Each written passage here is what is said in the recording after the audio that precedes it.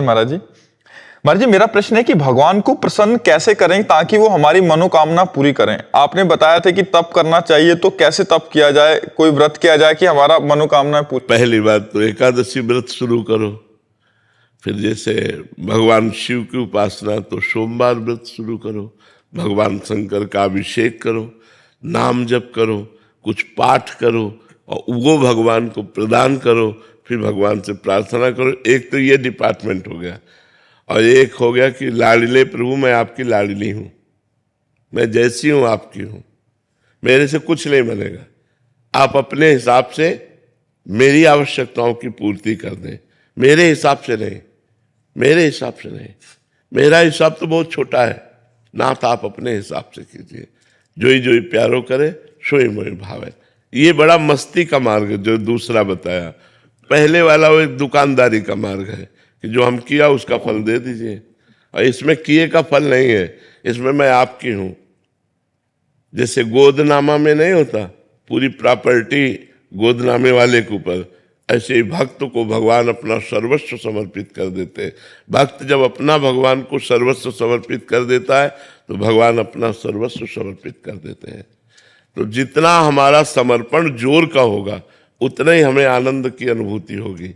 एक ये मार्ग है और एक ये मार्ग है कि जितनी जोर का हम तप करेंगे, व्रत करेंगे, उसका वैसे ही फल हमको प्राप्त होगा। ये कमजोर मार्ग है, इसमें हम कितना करेंगे।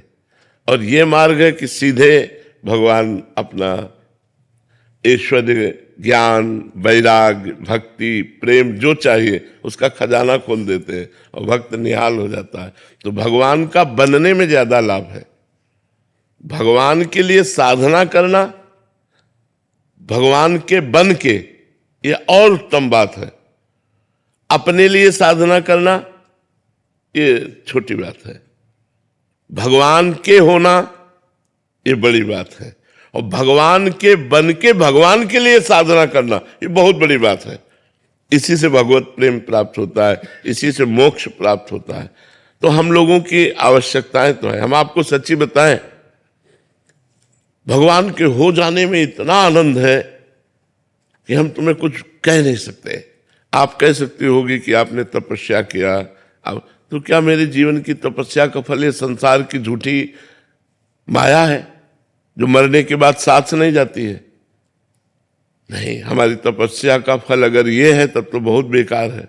नहीं, भजन का फल ये नहीं है, भजन का ब्याज ये है।